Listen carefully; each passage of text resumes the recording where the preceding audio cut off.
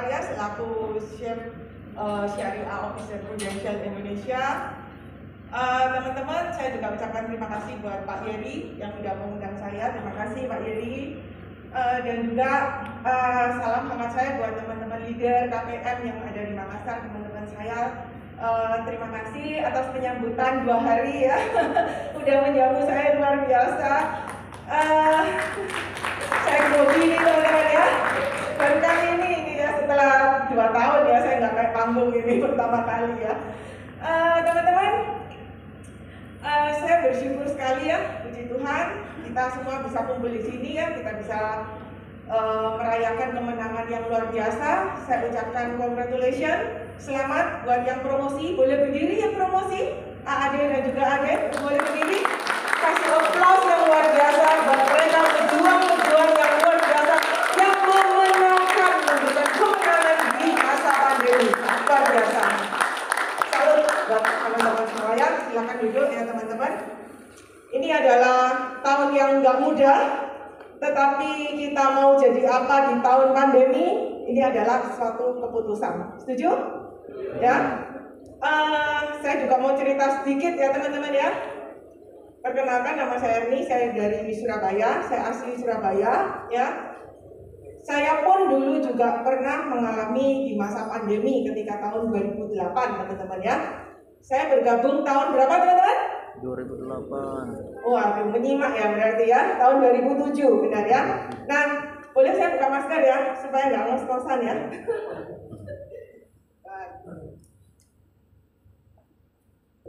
Oke. Nah, jadi saya bergabung di Prudential tahun 2007 dan ketika tahun 2008 teman-teman ya, waktu itu krisis ekonomi ya. Ketika krisis ekonomi, saya tidak melakukan apa-apa ya. Di tahun 2009 saya masih ingat orang mengatakan ini lagi krisis, lagi krisis. Ketika saya melakukan prospek teman-teman ya, ketika mengalami penolakan, saya berkata benar, memang lagi krisis gitu ya. Saya melakukan pendekatan kepada nasabah 3 kali, 4 kali, 5 kali dan ditolak ya teman-teman. Dan saya mengatakan bahwa dunia lagi krisis.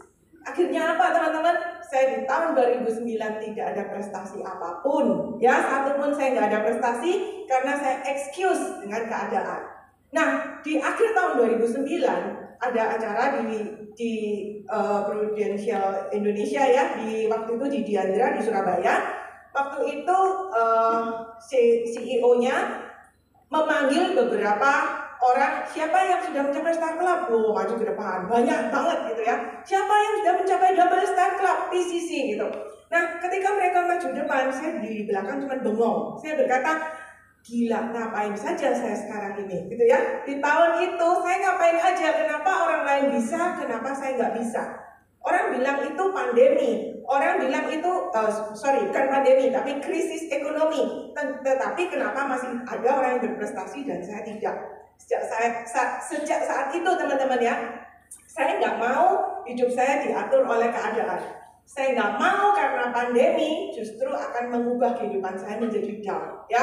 Dan itulah yang menginspirasi saya ketika tahun 2020 terjadi pandemi. Saya langsung berpikir saya mau jadi apa tahun 2020. Dan applause buat teman-teman semua yang udah promosi ya. Anda adalah pemenang. Anda sudah memenangkan kondisi seperti ini ya. Nah, oke, ini materi saya ya, sama seperti yang tadi disampaikan sama Pak Yeri bahwa gaspol ya di tahun 2020. Next. Oke, thank you Pak.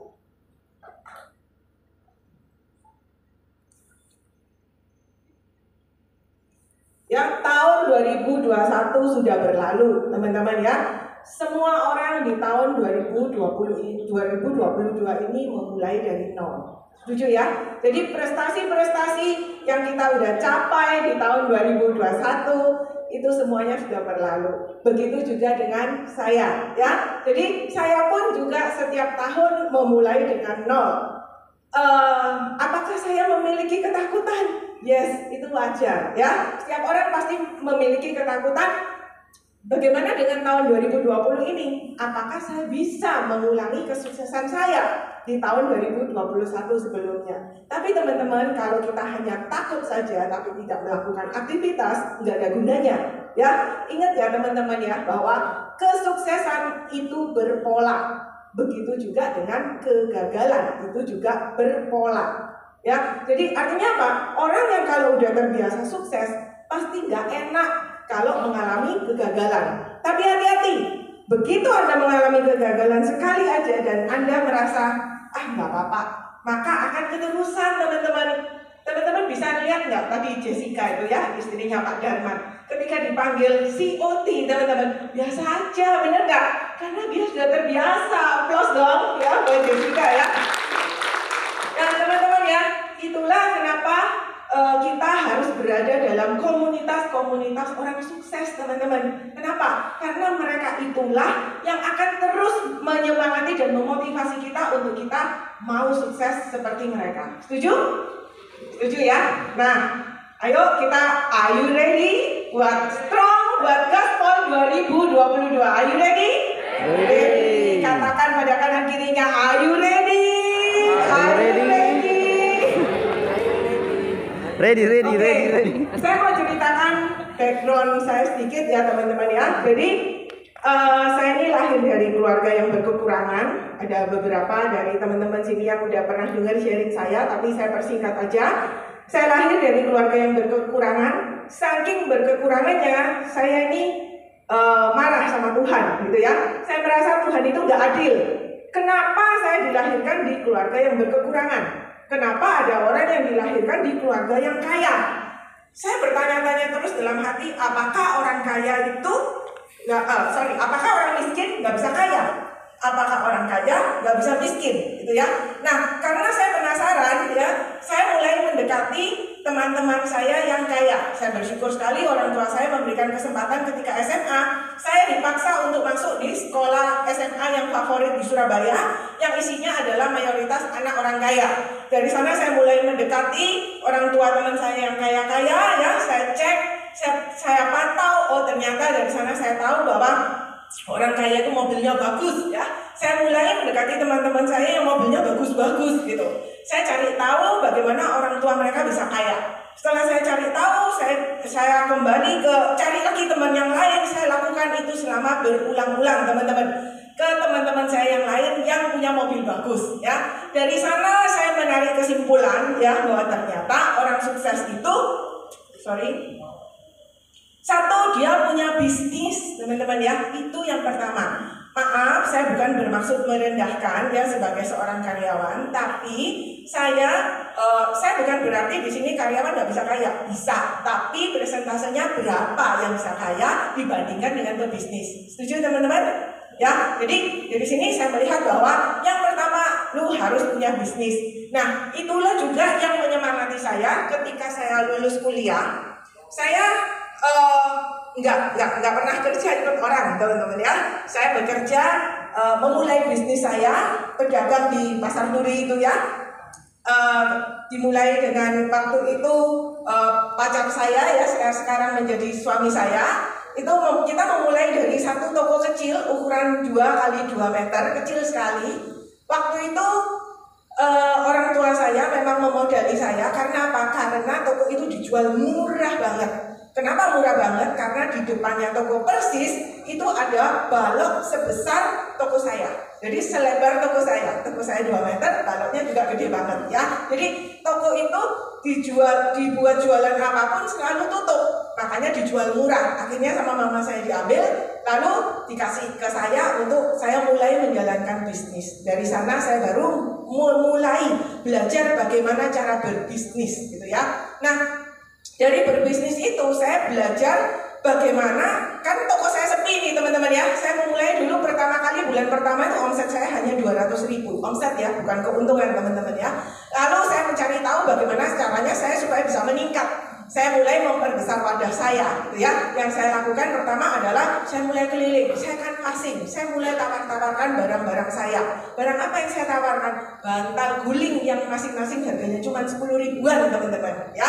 Jadi saya keliling, saya mulai tawar-tawarkan sampai akhirnya kita bisa menjadi distributor cukup besar. Tapi nggak cuma hanya bantal guling, tapi bisa merambah ke boneka soft toys gitu ya. Nah, Itu adalah awal mula saya mulai belajar berbisnis dengan suami saya, dan akhirnya dalam waktu singkat teman-teman ya, dalam waktu 5 tahun aja toko kami udah berkembang luar biasa, dari toko 1 menjadi 6 toko, dari karyawan 1 sampai karyawan 18, dari omset cuma 200.000 per bulan sampai omset 1,5 miliar per bulan ya. Jadi itu adalah awal perjalanan bisnis saya.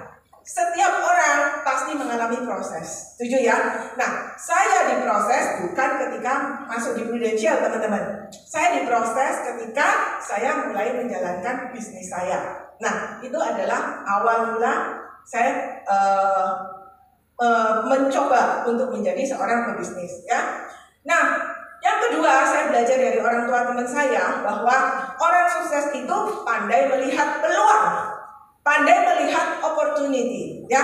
Bagi saya seorang pebisnis yang bagus, seorang pebisnis yang besar gitu ya, dia memulai menjalankan bisnisnya bukan hanya karena passion, setuju?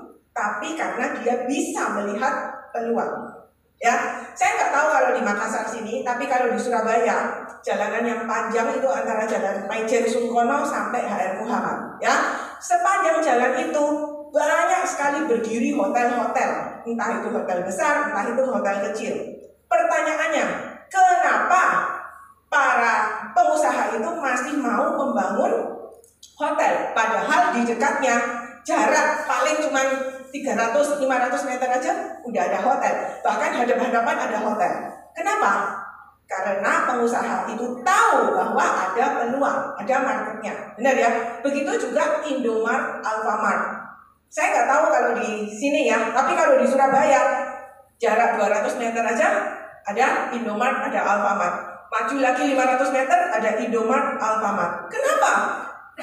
Padahal kan di sana kan sudah ada. Ngapain di satu jalanan ada beberapa Alfamart, Indomart?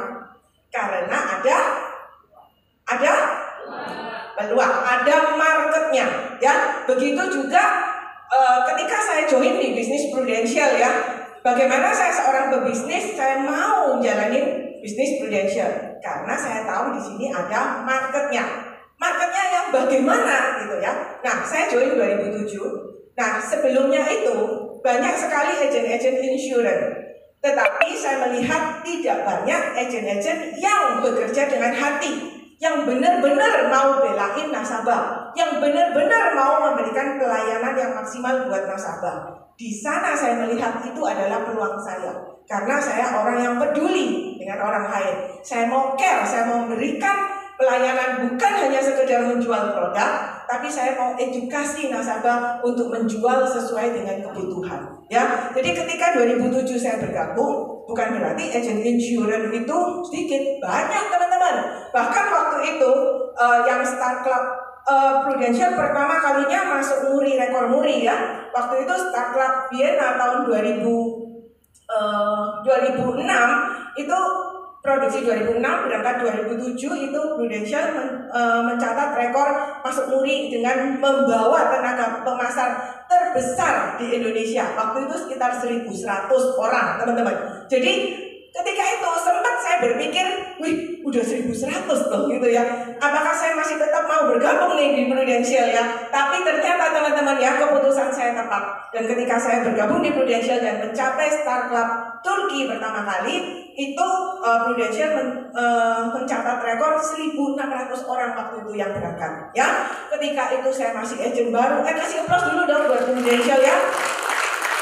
Waktu itu teman-teman ya, saya masih cupu ya, masih pertama kali ya capai Star Club. Tiba-tiba nih ada 2 ibu-ibu yang heboh banget ya, bawain makanan kering gitu ya. Saya lihat, taci-taci 2 itu ya, itu luar biasa banget teman-teman ya. Dia bagi-bagi makanan di sana keliling. Saya yang nggak kenal pun, yang masih baru, yang masih minder teman-teman, juga dibagiin. Dari sana saya tahu dia adalah Ibu Maria Longge dan Ibu Filia.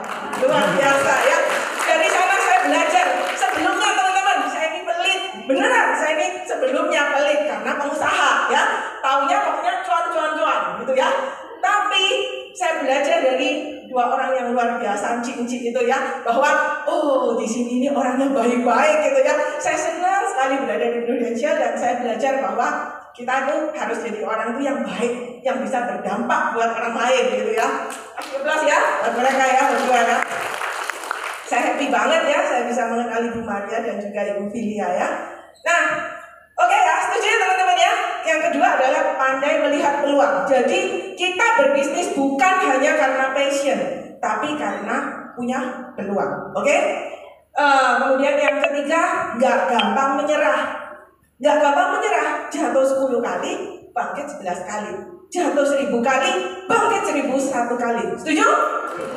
Nah, ya. Nah, bagaimana kalau saya tidak yakin dengan diri saya? Nah, teman-teman bisa lihat di sini. Ketika saya dulu berbisnis dan toko saya mengalami penurunan, saya ini mau tanya dengan siapa? Misalnya ada toko pesaing saya, tokonya rame banget. Bisa nggak saya datang ke toko tersebut dan saya bilang, Cici, gimana ya caranya supaya toko saya bisa rame seperti toko Cici gitu?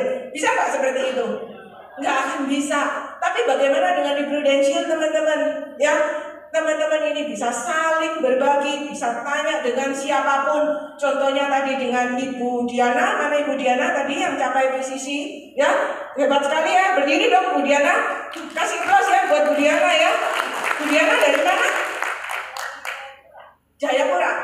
Dari Jayapura teman-teman ya. Tadi saya swab bareng ya sama Bu Diana ya. Kasih aplaus ya teman-teman, luar biasa. Bu Diana baru bergabung ya di Prudential ya. Capai promosi AAD dan juga PCC producer ya. Teman-teman, boleh nggak belajar sama Bu Diana? Cari tahu bagaimana rahasia suksesnya. Boleh nggak Bu? Boleh banget, gratis kan Bu? Nggak diambil bayaran kan? Nggak kan ya? Nah teman-teman ya, silakan duduk Bu. Nah itulah kita hebatnya berbisnis di Prudential. Karena kita punya habit, kita bisa maju bersama-sama. Benar nggak? Kalian kalau bergabung di satu bisnis dan kita lihat bahwa orangnya cuma begitu-begitu aja gitu ya, nggak ada prestasi-prestasi, ya mungkin boleh dipertimbangkan untuk melihat bisnis yang lain. Tapi kita sudah lihat bagaimana bisnis Prudential ini ya memberikan kesuksesan dan merubah dan berdampak sekali buat banyak kehidupan orang-orang di luar sana. Benar nggak? Ibu Maria, boleh tahu Ibu Maria Leongke bergabung di Prudential berapa tahun? Udah berapa tahun Bu Maria?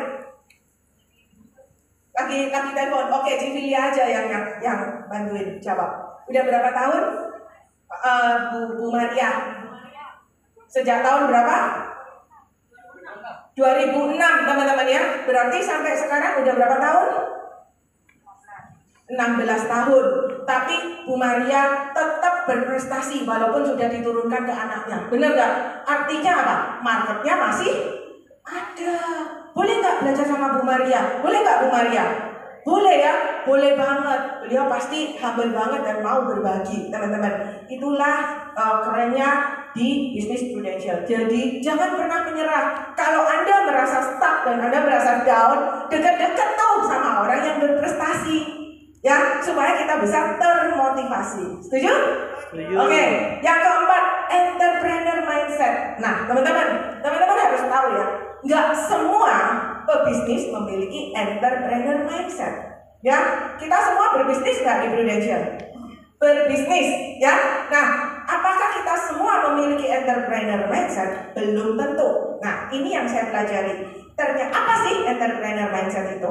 Entrepreneur mindset itu ketika kita mengalami kondisi di mana kita mengalami hambatan, kita mengalami masalah, itu kita nggak mundur atau stuck, tapi kita selalu mencari solusi, kita berinovatif untuk bisa menyelesaikan masalah-masalah yang ada di depan kita dan kita bisa maju sebagai pemenang. Itu adalah entrepreneur mindset. Jadi buat teman-teman yang merasa, aduh kok susah ya di bisnis Prudential, saya rekrut kok susah ya, saya ini prospek kok susah ya.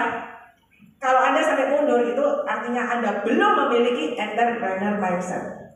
Ya, kalau Anda merasa susah, kita boleh belajar sama leader-leader yang memiliki tim yang besar. Kalau merasa prospek itu susah, teman-teman boleh belajar sama yang prestasi-prestasi luar biasa seperti tadi yang dapat PPC, Star Club, Double Star Club, ataupun PCC. Ya, itu adalah menurut saya pebisnis harus memiliki entrepreneur mindset. Oke? Yang keempat, punya goal yang jelas. Ya, ketika jujur aja saya ini orangnya sok-sokan ya. Saya merasa saya nggak perlu bikin goal setting. Saya tahu apa yang saya mau gitu ya. Tapi ketika tahun 2020 karena work from home dari sejak awal tahun, suami saya itu belikan saya satu papan di S Hardware itu ya kayak gini ya. Terus saya tuh iseng, daripada papan ini kosong, saya tuh iseng tulisnya. Saya pengen tahun ini, jadi sebelumnya prestasi saya tahun sebelumnya itu adalah PCC Leader dan Star Club Producer. Saya tulis, saya pengen PCC Leader dan double Star Club Producer. Kenapa? Karena lumayan cash out-nya gede, ya. Benar ya teman-teman ya. Jadi saya cuma iseng aja saya tulis.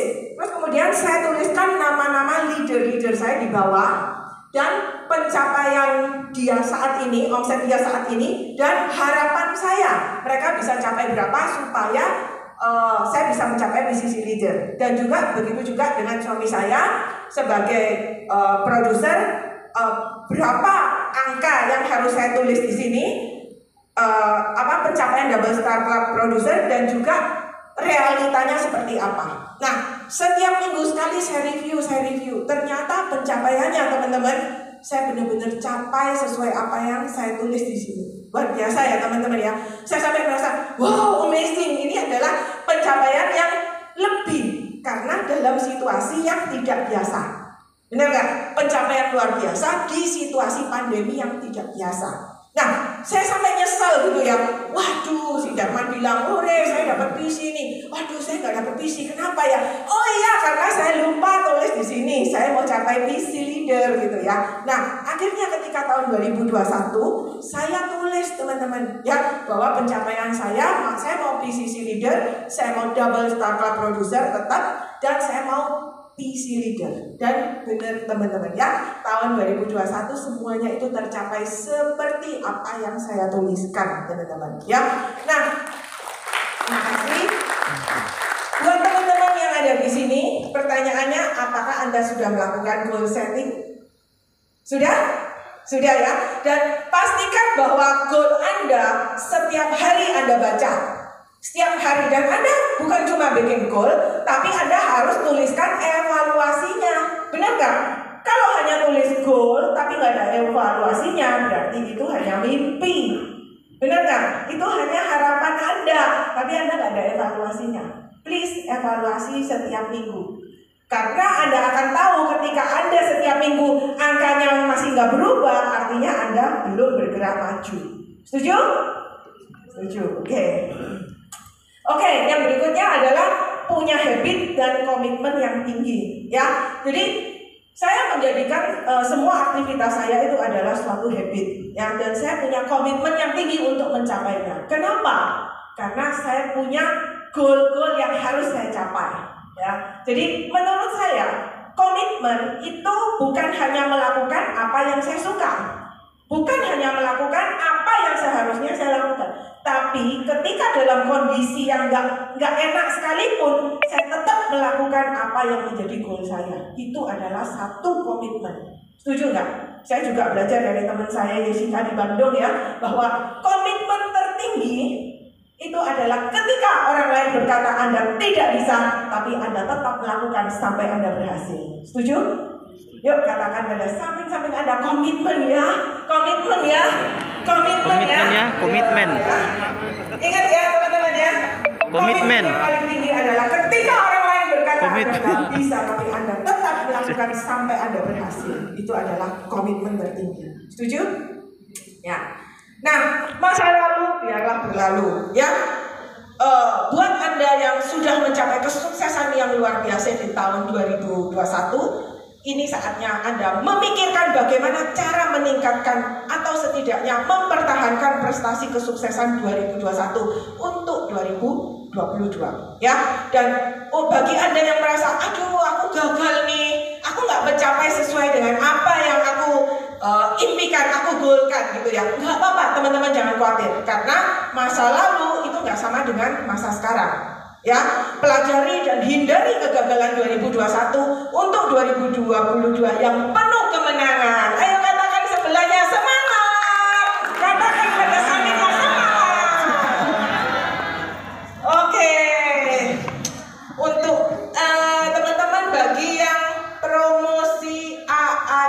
Coba boleh berdiri. Promosi AAD atau yang sekarang lagi AAD, posisinya Associate Agency Director. Cuma 2 orang aja. Berdiri dong, yang AAD. AAD. Oke ya, AAD ya. Saya mau kasih kuis, siap-siap ya. Pak Yeri bisa bantu saya untuk lihat siapa yang angkat tangan duluan. Saya mau bagi kuis. Oke. Nggak boleh, yang sebelahnya nggak boleh kasih bocoran ya buat para AAD ya. Angkat tangan dulu, baru maju ke depan untuk jawab. Nanti siapin mic ya, mic-nya siap, panitia. Oke ya. Apa syarat menjadi agency director? Angkat tangan dulu. Apa syarat menjadi agency director? Yuk maju. Ya. Cek. Silakan Pak Roni. Ya. Oke, kasih mic-nya Pak. Ya, dengan Pak siapa? Pak Rana, ya. Dari MK. Oh, dari Ambon. Wah, ya, luar biasa. Ini berarti domisilinya di Ambon, Pak. Datang ke sini ya, luar biasa, Pak. Ya. Apa Pak syaratnya? Terus lalu?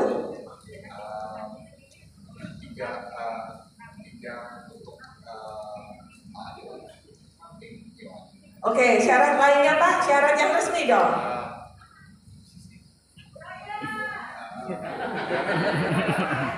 Kasih plus dong. Ya. Iya, omset pribadi deketan Pak, supaya yang lain bisa dengar. Yang pribadi 900 juta, tapi yang untuk yang NAA-nya berapa? NAA-nya 3. Untuk agent aktifnya? 3 ya. Oh, udah tahu Pak. Benar nggak teman-teman? 2. Pak, berapa? 2. Banyak. Nanti Pak Yeri yang menentukan ya. Persistensinya? Rolling persistensi minimal 85 ya Pak ya. Pak Yeri benar ya.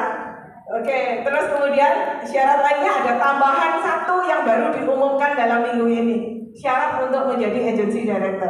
Apa? Syarat untuk menjadi, ini harus diikuti bagi semua AAD untuk menjadi syarat menjadi agency director.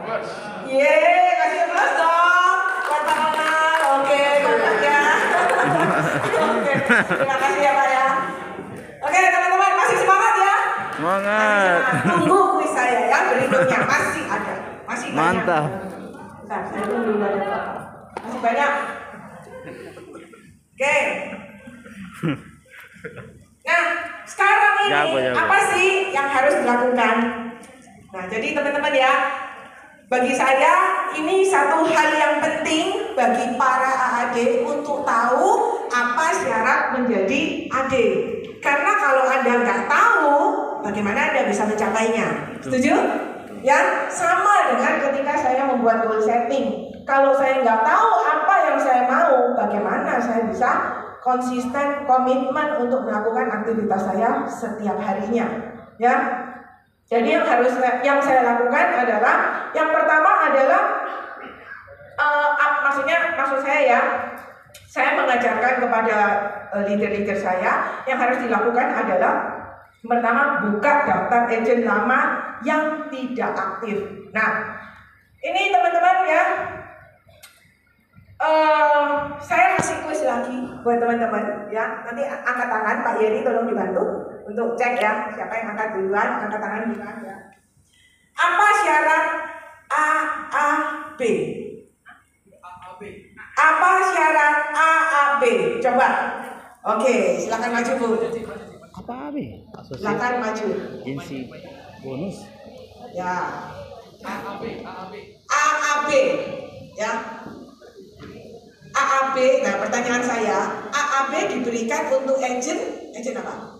Agent yang lama, bukan agent baru. Syaratnya 25 juta API dan 2 tes. Oke, untuk mendapatkan 1,25 juta. Benar teman-teman?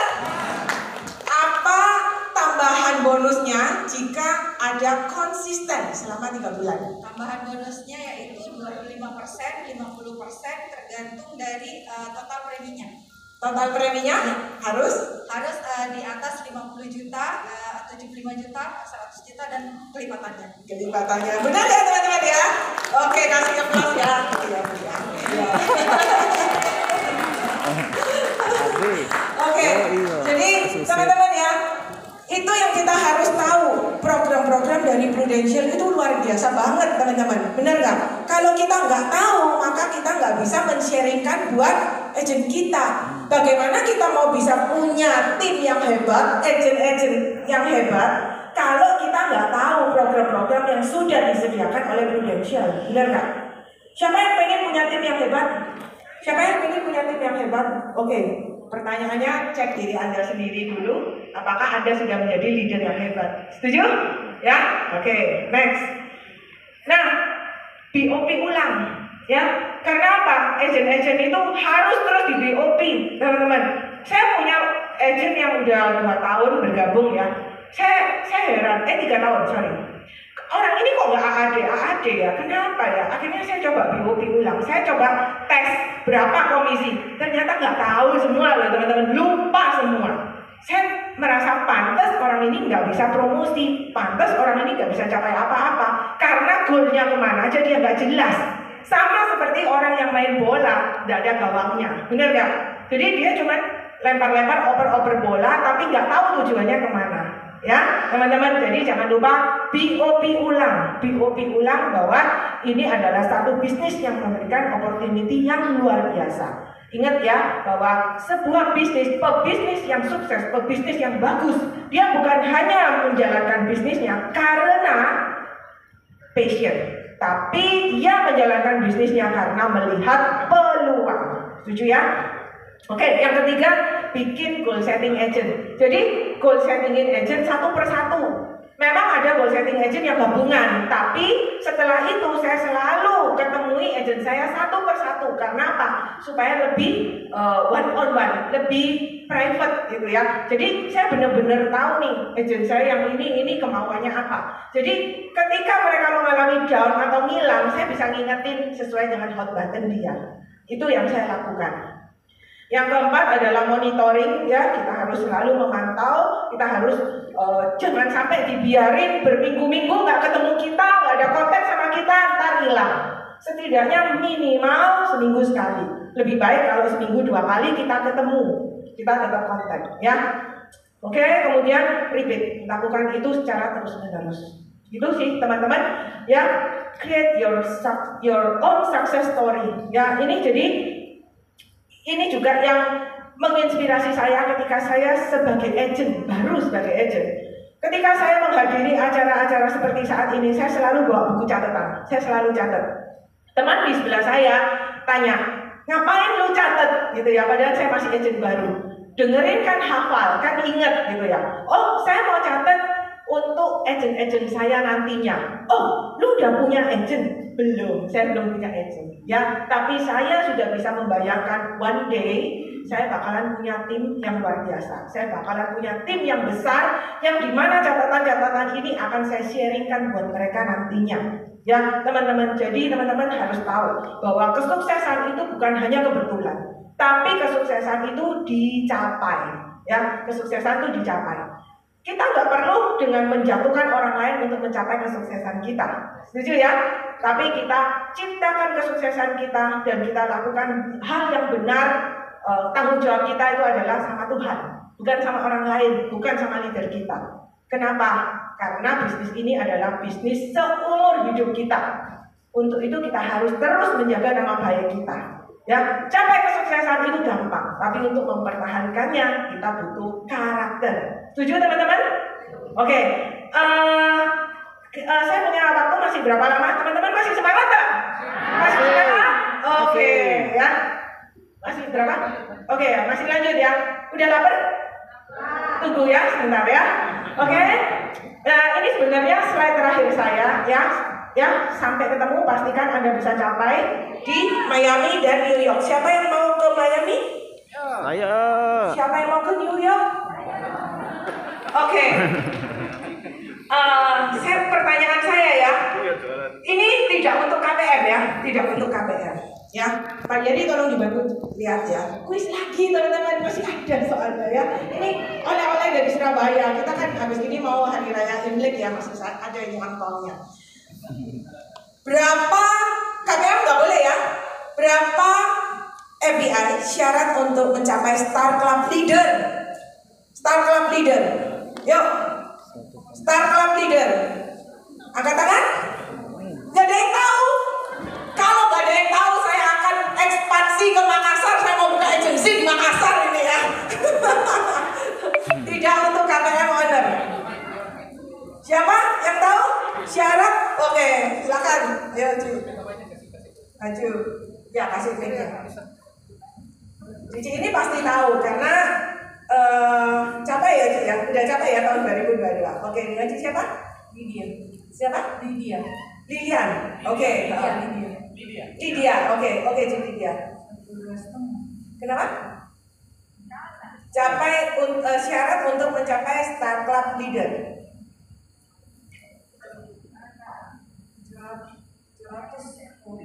Star Club Leader. Teman-teman kasih close buat Ci Lydia ya. Karena Bu Lydia ini maunya capai PCC. Jadi ditanya Star Club dia nggak tahu gitu ya. Startup leader. Apa ya 1,6? Kenapa? Salah, maaf Bu Lydia ya. Duduk kembali. Tapi saya yakin dia kasih close ya buat Bu Lydia ya. Bu Lydia nggak mau Star Club ya. Bu Lydia ini maunya mengikuti jejak leadernya PCC minimal. Oke, siapa lagi yang mau jawab? Oke, siapa yang angkat tangan duluan, Pak? Ibu Yuni. Yang baju putih itu duluan. Nama dulu, nama saya Rita dari MK8. Oke, Bu. Iya, kalau dari produser 1,7 miliar, kalau dari jalur promosi 1,25 miliar. Oke, promosi dan mempromosikan 2 liter. Oke, plus dong.